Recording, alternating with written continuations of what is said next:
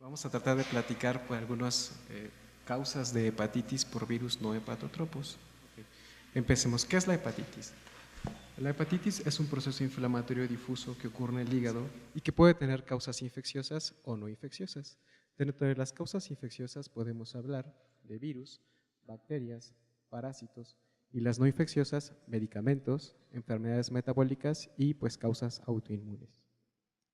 Los virus son los agentes infecciosos más frecuentes y podemos hablar de dos tipos, los hepatotropos, que ya se han mencionado, hepatitis B, hepatitis C, hepatitis A, y los no hepatotropos.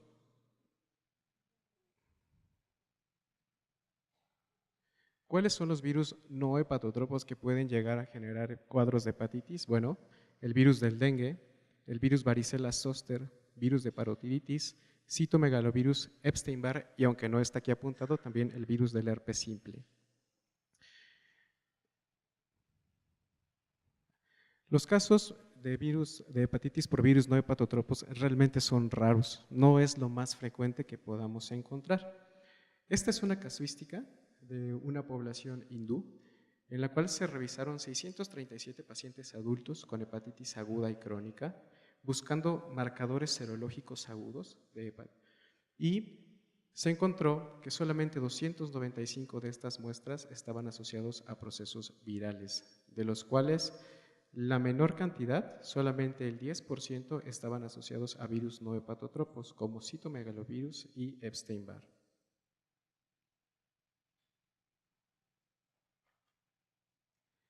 Este es otro estudio también epidemiológico, este es en China, donde se revisaron 3.932 niños con enfermedades hepáticas en Beijing y se encontraron que solamente el 9% tenía hepatitis por virus no hepatotropos. Realmente, como les decía, es muy raro y la mayoría de los casos los vamos a encontrar como reportes y una vez que se han descartado otras causas más comunes. Hablando quizá de los más importantes, que estos tres van a pertenecer a la familia de los virus de herpes, como lo es el virus de herpes simple, el virus de citomegalovirus y el virus de Epstein-Barr. Pues vamos a empezar con el virus de herpes simple, que es un virus de DNA, es muy conocido, tenemos dos tipos importantes, el 1 y el 2, el 1 asociado pues, a lesiones orales y el tipo 2 asociado pues, a lesiones genitales. Este virus generalmente tiene una primoinfección, que es, muchos a lo mejor la han experimentado, que son los famosos fuegos labiales, que la primoinfección siempre se acompaña de fiebre, malestar general, adenomegalias locales, pero tiene la capacidad de establecer latencia. ¿En dónde? Principalmente en los cuerpos neuronales de la región que es inervada.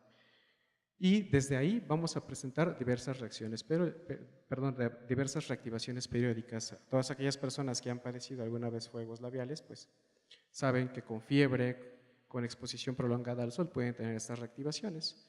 Lo más interesante es que, bueno, esta primoinfección pues siempre va a dar molestias que pueden ser locales, pero principalmente sistémicas, y es durante la primoinfección donde se puede presentar la hepatitis por virus del herpes simple. ¿Qué tan frecuente es la hepatitis por virus del herpes simple? Pues es rarísima. De hecho, dentro de las causas de hepatitis fulminante, menos del 0.8% de los casos pueden estar asociadas a virus de herpes simples. ¿En qué personas o en qué pacientes los vamos a buscar? Principalmente se puede presentar en niños inmunocompetentes, en adultos con alguna o con la inmunidad alterada, por ejemplo, aquellos que han recibido trasplantes, en pacientes con cáncer y quimioterapia, en pacientes que tienen VIH-Sida en estadios avanzados o personas que estén utilizando fármacos inmunosupresores. También se va a encontrar en mujeres embarazadas, principalmente durante el tercer trimestre del embarazo. Otra característica u otra situación asociada a la aparición de hepatitis por virus de herpes simple puede ser un ilóculo elevado o una reactivación asociado a la infección por una segunda cepa. Este es un reporte también de una casuística de pacientes que requirieron trasplante hepático por falla hepática y vemos cómo estos pacientes que presentaron o en los cuales se encontró hepatitis por virus del herpes simple, todos o 4 tuvieron un evento inmunosupresor que los hacía o que los hizo poder padecer la infección o la hepatitis por virus de herpes simple. Esta es otra comparación de dos poblaciones, también buscando de forma dirigida hepatitis por virus de herpes simple, en la cual se encontró que la mayoría de los pacientes estaban tomando inmunosupresores o se encontraban con embarazo. Entonces, ¿qué es lo que pasa cuando un paciente adquiere hepatitis por virus del herpes simple? Desafortunadamente pueden tener una evolución hacia la hepatitis fulminante, aunque es muy raro que se presente este cuadro. Van a presentar fiebre en un 82% de los casos, anorexia con náusea y vómito en un 18% de los casos, dolor abdominal, leucopenia, coagulopatía y curiosamente solamente el 30% de las personas que tienen hepatitis por herpes van a tener lesiones cutáneas. O sea, no es común que vayamos a encontrar a alguien con manifestaciones cuando tienen este cuadro clínico. ¿Cómo llegamos al diagnóstico de hepatitis por virus del herpes simple? Bueno, tenemos que demostrar la presencia del virus. Esto es lo que hace difícil el diagnóstico. ¿Cómo vamos a demostrar la presencia de este virus? Bueno, si es posible realizar una biopsia hepática, vamos a buscar inclusiones intranucleares características de infección por el virus del herpes simple o la presencia de antígenos por algún estudio de inmunofluorescencia. La otra opción es demostrar la viremia. ¿Cómo podemos demostrar esta viremia? Pues buscando mediante reacción en cadena de polimerasa o la famosa PCR la presencia de material genético del virus. La última opción es un cultivo viral, que es más difícil porque si solamente el 30% de los pacientes van a tener lesiones, poder buscar o obtener un sitio para muestrear y poder realizar el cultivo lo dificulta. Tenemos que pensar en un cuadro de hepatitis aguda en aquellos pacientes, bueno, que van a tener elevaciones de transaminasas de más de 100 a 1000 unidades. El otro virus que se puede asociar, o no hepatotropo que se asocia a hepatitis, es el virus de Epstein-Barr. Epstein-Barr, como les decía, también pertenece a la familia de los virus del herpes. Y el 90% de la población mundial se ha infectado por virus de Epstein-Barr antes de los 20 años. ¿Cómo? Pues por contactos cercanos. Si ustedes recordarán, es la famosa enfermedad del beso. Y la manifestación clínica más importante pues es el síndrome mononucleósico. ¿Cómo se manifiesta un síndrome mononucleósico? Pues fiebre, un resfriado que a veces dura más de una semana o más de lo común, adenopatías no solamente cervicales, sino que muchas veces generalizadas, y faringitis. Curiosamente, 80 a 90% de los pacientes que padecen un cuadro agudo o una primoinfección por virus del Epstein-Barr van a tener elevación de transaminasas. Eso nos puede generar muchas confusiones, pero es bastante común. En muy raras ocasiones vamos a enfrentar o vamos a observar enfermedad hepática colestásica y bueno, recordar nada más que la latencia de Epstein-Barr, a diferencia del virus de herpes simple, que se localiza en los cuerpos neuronales, este se encuentra en los linfocitos B y es desde donde establece la latencia. Este es un reporte de un grupo de pacientes a los cuales se les detectó una primoinfección por virus de Epstein-Barr y vemos, se les hizo mediciones de AST y de ALT. Vemos cómo en el transcurso de los días, aproximadamente 10 días después de que habían presentado el cuadro agudo, hubo elevación de transaminasas.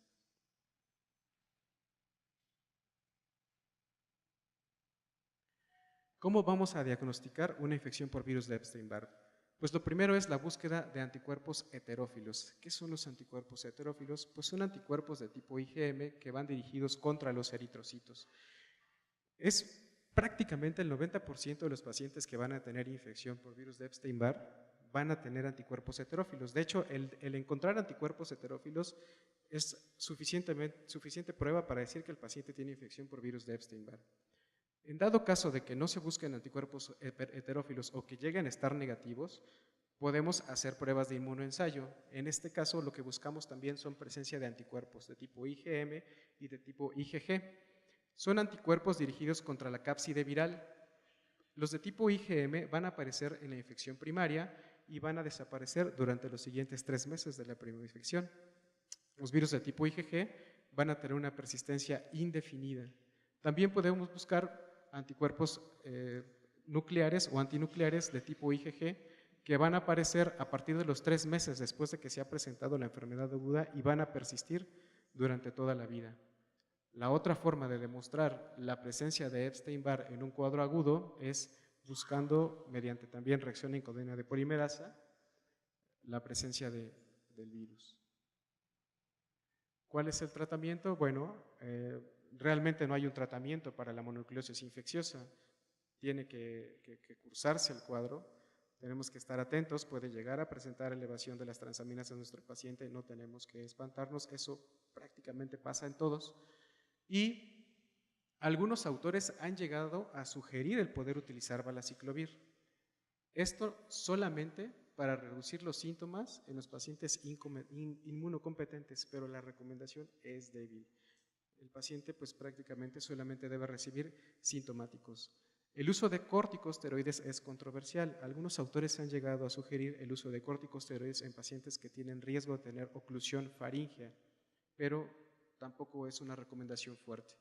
Y bueno, lo que sí podemos hacer si sabemos que es una enfermedad que puede generar problemas importantes en pacientes inmunocomprometidos es en aquellos pacientes que nosotros vamos a trasplantar, ya sea de médula ósea, de hígado o de riñón, podemos utilizar profilaxis con aciclovir, con valaciclovir, con ganciclovir o con valganciclovir. El otro virus del que les voy a hablar es el citomegalovirus. Este virus es muy conocido, tenemos muchas valoraciones con pacientes con serologías positivas por citomegalovirus porque con mucha frecuencia nosotros creemos que genera más enfermedad de la que generalmente puede ocurrir. ¿Y qué es lo que pasa? Bueno, al ser otro virus otro componente de la familia de los herpes virus, tiende a establecer latencia. Entonces, una vez que nos infectamos, nos quedamos con él y la población mundial es prácticamente del 70% inmunocompetentes que hemos estado o que nos hemos infectado por citomegalovirus. Y está ahí. Citomegalovirus generalmente da problemas en pacientes con inmunocompromiso muy severo. ¿Qué tipo de pacientes? Pacientes que han recibido un trasplante de órgano sólido, puede ser de riñón, por ejemplo, donde con mucha frecuencia se asocia a rechazos, en pacientes que han recibido trasplante de médula ósea, pero también en pacientes con infección por VIH en estadios muy avanzados. Aún así, la hepatitis no es una manifestación frecuente de la infección de reactivación por este virus. Entonces puede ocasionar diversas afecciones desde asintomáticas hasta síndromes congénitos, mononucleosis en adultos y en pacientes trasplantados, problemas de rechazo, pero en pacientes con VIH principalmente retinitis y colitis. Epstein-Barr también establece latencia, pero a diferencia de virus de herpes que lo hace a nivel de cuerpos neuronales y de Epstein-Barr que lo hace en linfocitos B, lo hace en precursores o células que van a pertenecer a la serie mieloide. Pueden ser monocitos, pueden ser macrófagos o pueden ser células dendríticas y es desde ahí donde va a establecer o donde va a tener diversas reactivaciones. Hablo de pacientes inmunocomprometidos y sobre todo aquellos que han recibido inmunosupresores por trasplante porque con mucha frecuencia se utiliza prednisona a dosis altas, sobre todo en aquellos pacientes que tienen datos de rechazo. Y también se utiliza con mucha frecuencia el mofetilmicofenolato. Estos dos fármacos están asociados a la reactivación la reactivación de la infección latente por citomegalovirus. Entonces, hay que tener mucho cuidado en este grupo de pacientes.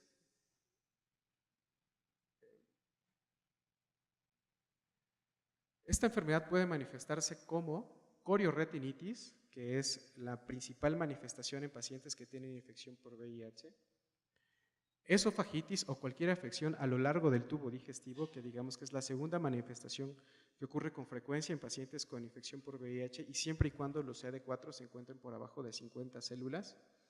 Puede haber neumonía por citomegalovirus en pacientes trasplantados y en pacientes con infección por VIH, alteraciones neurológicas como mielitis transversa o encefalitis, adrenitis, que es de lesión o insuficiencia en glándulas suprarrenales principalmente, y por último hepatitis. Tampoco es una manifestación frecuente, incluso en pacientes que tienen inmunosupresión, la hepatitis por citomegalovirus.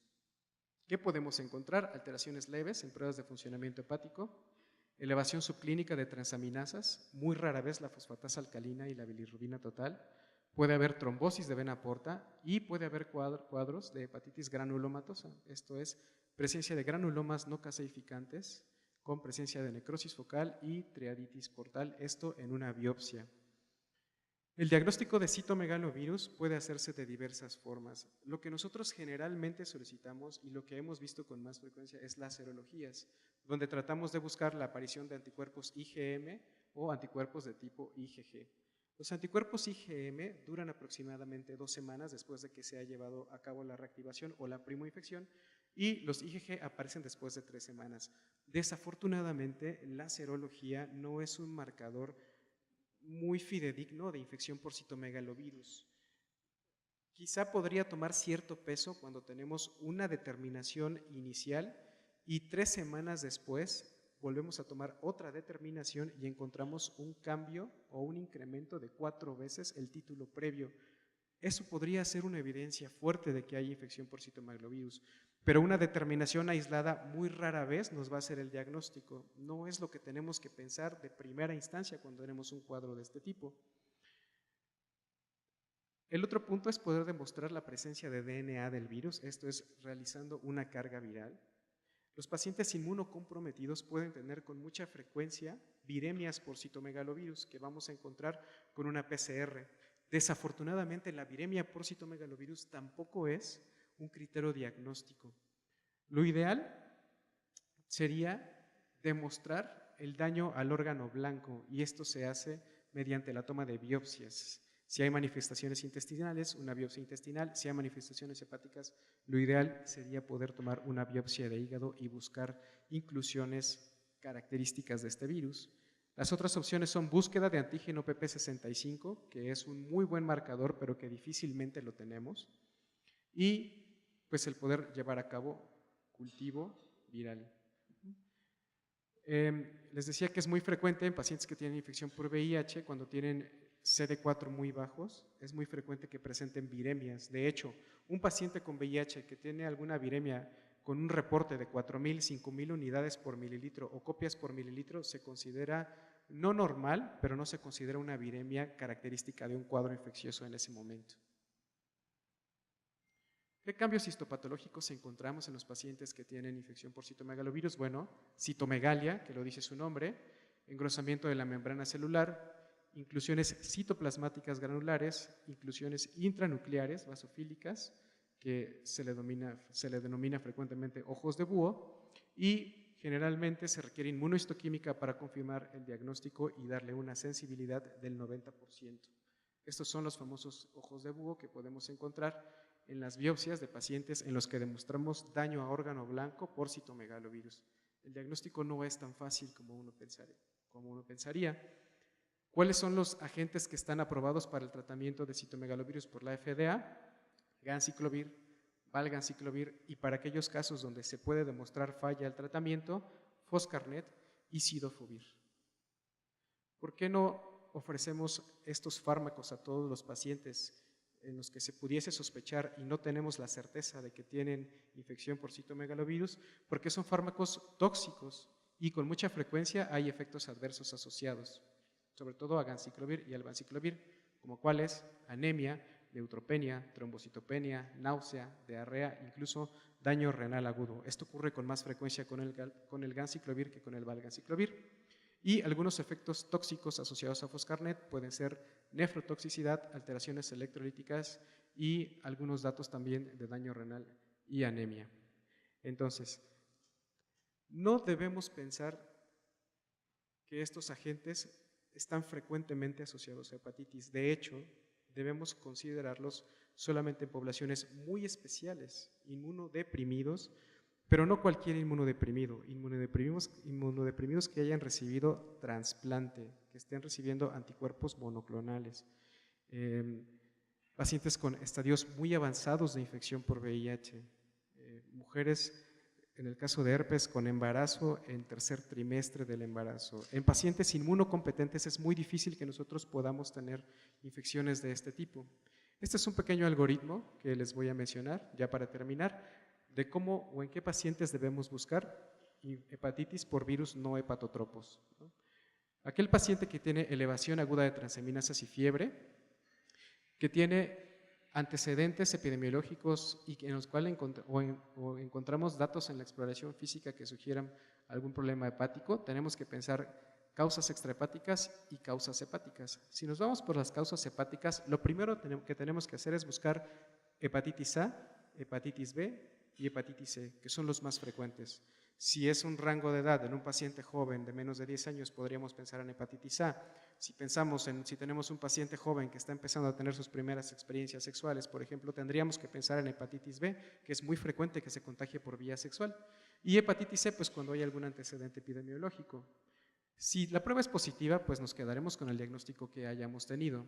Pero si la prueba es negativa, entonces tendremos que pensar si no hay alguna causa no viral o no infecciosa, por ejemplo, buscar el uso de fármacos tóxicos, que puede suceder con mucha frecuencia, como por ejemplo hepatitis alcohólicas o hepatitis por el consumo de algunos otros fármacos. Y es aquí donde tenemos que empezar en virus no hepatotropos, como citomegalovirus, Epstein-Barr y herpes simple, que son los más frecuentes. Si las pruebas son positivas, dependiendo del tipo de virus que tengamos, habrá que buscar la forma de poder demostrarlo por biopsia, por carga viral o por algunos anticuerpos especiales.